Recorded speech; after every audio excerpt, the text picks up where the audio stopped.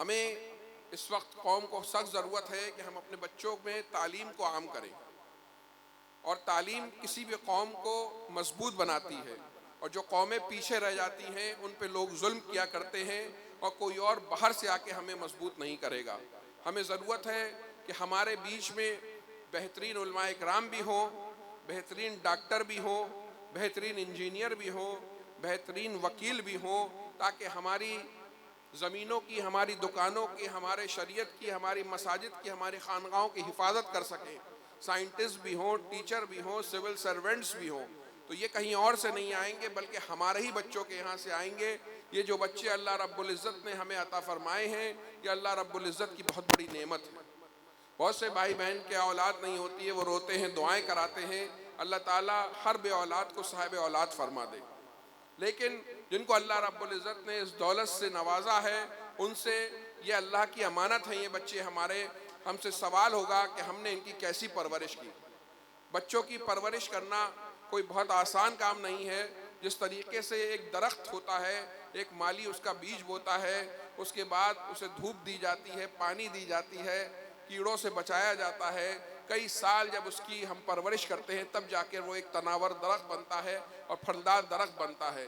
یقین مانیے بچوں کی تعلیم و تربیت اس سے بھی زیادہ مشکل عمل ہے، اور جب ماں باپ اور خاندان والے 20-25 سال تک محنت سے اس پرورش کو کرتے ہیں، تب قوم میں ہونہار اور لائق نوجوان پیدا ہوتے ہیں۔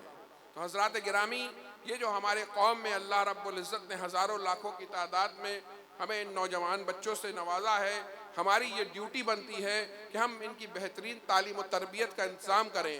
ہر ماں باپ کی ڈیوٹی بنتی ہے کہ اپنے گھر کے ماحول کو اسلامی بنائیں، اپنے بچوں کو سب سے پہلے ضروری علم دین حاصل کرائیں، پھر اپنی حیثیت کے مطابق بہترین سے بہترین اسکول میں ڈالیں، شادیوں میں کم خرچ کریں، منگنیوں میں کم خرچ کریں، پارٹیوں میں کم خرچ کریں، کپڑوں پہ نارمل خرچ کریں، لیکن اپنے بچوں کو بہترین سے بہترین دنیاوی تعلیم دینے کی کوشش کریں، دینی تعلیم ضروری دینے کے بعد، تاکہ یہ جو ایسا انویسٹمنٹ ہے کہ کہا جاتا ہے the best investment is the investment in education، سب سے بہترین انویسٹمنٹ جو ہے تعلیم میں انویسٹمنٹ ہے۔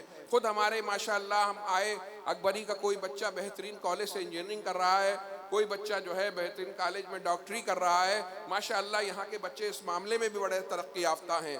تو میں آپ سب سے گزارش کروں گا کہ اللہ رب العزت نے جو ہمیں بچے عطا فرمائے ہیں، ان کی بہترین تعلیم و تربیت کی کوشش کریں، اور ان کو بہترین تعلیم و تربیت کے لیے بڑی قربانیاں دینی ہوتی ہیں۔ ماں باپ کو اپنے گھر کے ماحول کو اسلامی بنائیں، اچھا بنائیں۔ ایسا نہیں ہو سکتا کہ ہم صحیح راہ پر نہ ہوں، ہم حرام کمائی لا رہے ہوں اور ہم عیاشیوں میں پڑے ہوں، اور ہمارے بچے نیک نمازی پرہیزگار نکل جائیں۔ بچ کے اس کے لیے ماں باپ کو، دادی دادا کو، چچا کو ایک ماحول بنانا ہوتا ہے، اور ایسا ماحول بنانا ہوتا ہے جہاں پر اللہ اور رسول کی محبت ہو، اسلامی ماحول ہو، نمازوں کا ماحول ہو، تب جا کے ہمارے بچے جو ہیں نیک نکلیں گے۔ اور ہمیں اپنے بچوں کی، آپ یقین مانیے آج کوئی انسان انتقال کر جاتا ہے تو بچے جو ہیں ایصال ثواب تک نہیں کرتے۔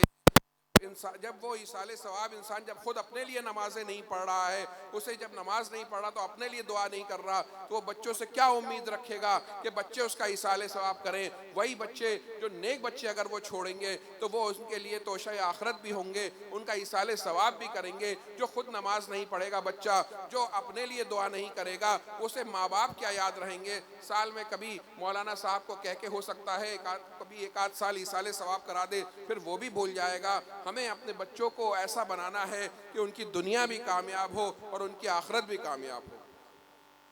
حضرات گرامی، اپنے مدرسوں کو اور اپنے مکاتب کو مضبوط کرنے کی ضرورت ہے۔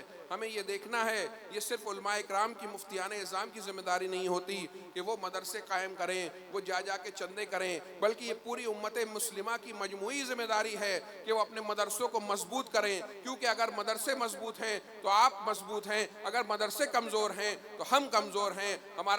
اگر ہم نے اپنا دین کمزور کر لیا تو ہم یہاں سے فنا ہو جائیں گے۔ تو حضرات گرامی، یہ پوری امت مسلمہ کی یہ ڈیوٹی ہے کہ وہ دیکھیں کہ ان کے مدرسے کیسے چل رہے ہیں، اساتذہ کی تنخواہ کا انتظام ہے کہ نہیں ہے، بچوں کے کھانے کا انتظام ہے کہ نہیں ہے، اچھے رہنے کا انتظام ہے کہ نہیں ہے، لائٹ کا انتظام ہے کہ نہیں ہے، اور کوئی پریشانی تو نہیں ہے، اچھی تعلیم بچے حاصل کر رہے ہیں کہ نہیں کر رہے ہیں، ہمارے مدارس میں فیسلٹیز ہیں کہ نہیں ہیں، یہ پوری امت کی ذمہ داری ہے کہ اپنے اپنے علاقے کے مدارس کو مضبوط کریں۔ تو حضرات گرامی، جہاں جہاں سے آپ تشریف لائے ہیں، کوشش کیجئے کہ آپ کے گاؤں میں، آپ کے شہر میں، آپ کے قصبے میں جو بھی مدارس ہیں، اہل سنت و جماعت کے مدارس ہیں، انہیں مضبوط کریے اور دیکھیے وہاں کس چیز کی ضرورت ہے۔ یہ بچے جو یہاں پڑھ رہے ہیں، یہ بچے ہمارے قائد ہونے والے ہیں۔ یقیناً بہت خوشی مبارکباد کے مستحق ہیں وہ ماں باپ جن کے بچے عالم بنے، جن کے بچے قرآن کے قاری بنے، جن کے بچے حافظ بنے، کہ وہ کتاب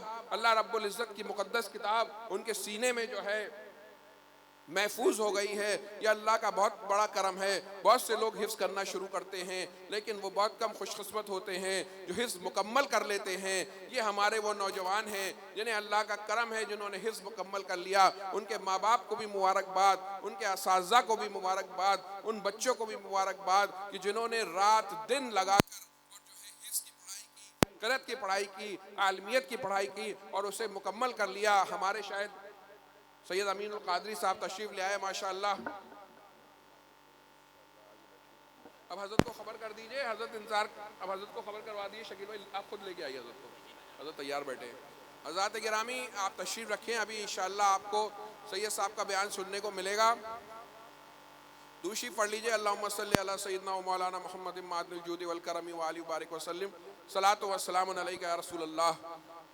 خوش نصیب ہیں وہ ماں باپ، وہ دادی دادا، وہ نانی نانا کہ جن کے گھروں میں اللہ رب العزت نے حافظ عطا فرما دیا، قاری عطا فرما دیے۔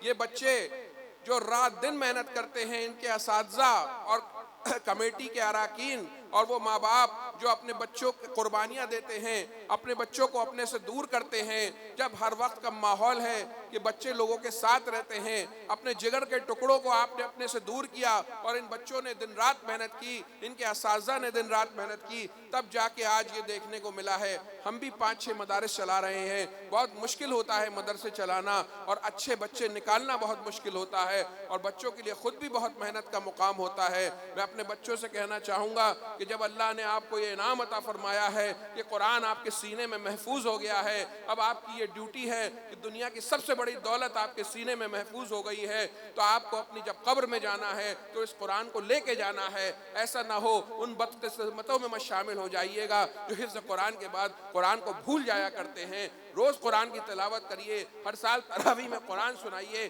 قرآن سے محبت کیجئے، قرآن کو اپنا بنائیے، قرآن کے ہو کے رہ جائیے، اور اس قرآن کو لے کر جانا ہے آپ کو سینے میں، قرآن کو بھولنا نہیں ہے۔ میں ماں باپ سے بھی کہوں گا اور اساتذہ تو بچے فارغ ہو کے چلے جائیں گے، اب یہ آپ کے پاس بہت عظیم دولت ہے، اس دولت کی حفاظت آپ کو کرنی ہے۔ حضرات گرامی، ایمان ہماری سب سے بڑی دولت ہے اور ایمان کی حفاظت ہماری سب سے اہم ذمہ داری ہے۔ ہم اپنی دنیاوی دولت، ذرا سا ہمارے پاس سونا ہوتا ہے، اس کو ہم اپنی سیف کے لاکر میں سنبھال کے رکھا کرتے ہیں۔ کبھی کبھی شادیوں میں نکالتی ہیں ہماری بہنیں، اس کے بعد پھر اسے لاک کر کے رکھ دیا جاتا ہے۔ یہ دنیاوی دولت کی حفاظت کا انتظام ہم اس طریقے سے کرتے ہیں، تو سوچئے ہمیں ایمان کی دولت کو کس طریقے سے بچانا ہے۔ اس وقت دجالی نظام بہت زور شور سے آگے بڑھ رہا ہے اور دنیا جو ہے دجالی نظام کی چپیٹ میں آ رہی ہے۔ اس وقت ہر وقت سے زیادہ ایمان پہ جو ہے حملہ ہے۔ اس وقت ضرورت اس بات کی ہے کہ ہم اپنے ایمان کی حفاظت کی، اپنے سب سے بڑی دولت کی حفاظت کی بھرپور کوشش کریں، اور وہی اپنے ایمان کی حفاظت کر پائے گا جو اس کی کوشش کرے گا، اللہ سے اس کے لیے دعا کرے گا اور اس کے لیے کوشش کرے گا۔ اللہ اور رسول کی محبت کو اپنے دلوں میں مضبوطی سے مضبوط کر لیجئے، تب جا کے ایمان کی حفاظت ہو پائے گی۔ پہلے زمانے میں اتنی چیزیں نہیں ہوا کرتی تھی ذہن بھٹکانے کے لیے، اب ہمارے پاس mobile, social media, WhatsApp, Facebook کے ذریعے ایسے نئے نئے فتنے آ رہے ہیں، چاہے وہ دنیاوی فتنے ہوں، چاہے وہ دین کے نام پہ فتنے ہوں، الگ الگ طریقے کے فتنے آ رہے ہیں کہ ایمان کو بچانا مشکل ہے۔ تو اگر ہم ایمان کو بچانا چاہتے ہیں، ہمارے دوست کہتے ہیں کہ ہم اپنے بچے کے پیچھے کہاں کہاں جائیں گے، کل بچہ آج پڑھے گا، کل دلی چلا جائے گا، پرسوں دبئی چلا جائے گا، کوئی امریکہ۔ اگر ہم بچپن میں اس کے دل میں اللہ اور رسول کی محبت کو مضبوط کر دیں، اس کا رشتہ اللہ اور رسول سے مضبوط کر دیں، تو یہ محبت اس کے ایمان کی حفاظت کرے گی۔ تو حضرات گرامی، ہمیں اپنے بچوں کی ایمان کی حفاظت کرنی ہے، اپنے گھروں کے ماحول کو دینی بنانا ہے، اپنے بچوں کو ضرور علم دین حاصل کرانا ہے اور ہمیں اپنے بچوں کو بہترین سے بہترین دنیاوی تعلیم دینی ہے۔ اور حضرات گرامی، ہم یہ روتے ہیں کہ دنیا میں ہم پہ ظلم ہو رہا ہے، ہم ذرا یہ سوچیں کہ ہم آپس میں ایک دوسرے پہ کتنا ظلم کر رہے ہیں۔ میں یہ دیکھتا ہوں کہ ہمارے سماج میں ہم خود ایک دوسرے پہ ظلم کر رہے ہیں، کوئی کسی کو بلیک میل کر رہا ہے، کوئی کسی کی زمین پہ قبضہ کیا ہوا ہے، کسی نے کسی کی دکان پہ قبضہ کیا ہوا ہے، کسی نے کسی کے خلاف جھوٹی گواہی دی ہوئی ہے، کسی نے کسی کو مقدمے میں پھنسایا ہوا ہے، کوئی کسی کو دھمکا رہا ہے، کوئی اپنی برادری کے جوش میں ہے، کوئی اپنے پیسے کے جوش میں ہے، کوئی اپنی پاور کے جوش میں ہے۔ حضرات گرامی، ایک دن سب کو اس دنیا کو چھوڑ کے جانا ہے۔ روز ہم دیکھتے ہیں کوئی نہ کوئی ہمارا عزیز، ہمارا ساتھی، ہمارا دوست اس دنیا کو چھوڑ کے جا رہا ہے، تب بھی اگر ہمیں عقل نہ آئے تو ہم کتنے بے عقلے ہوں گے۔ ہمیں اپنی آخرت کی تیاری کرنی ہے، اپنے سماج سے ظلم کو ختم کرنا ہے۔ اگر ہم انشاءاللہ اپنے سماج سے آپس میں ظلم ختم کریں گے تو کوئی دوسرا بھی ہم پہ ظلم نہیں کر پائے گا۔ ہر آدمی کو اپنے طریقے سے اپنی قوم کو مضبوط کرنے کی کوشش کیجئے۔ یہ چند باتیں آپ سے مجھے عرض کرنی تھی، کہنے میں کوئی غلطی اللہ معاف فرمائے۔ استغفر اللہ ربی من کل ذنب و اتوب الیہ۔ السلام علیکم ورحمۃ اللہ وبرکاتہ۔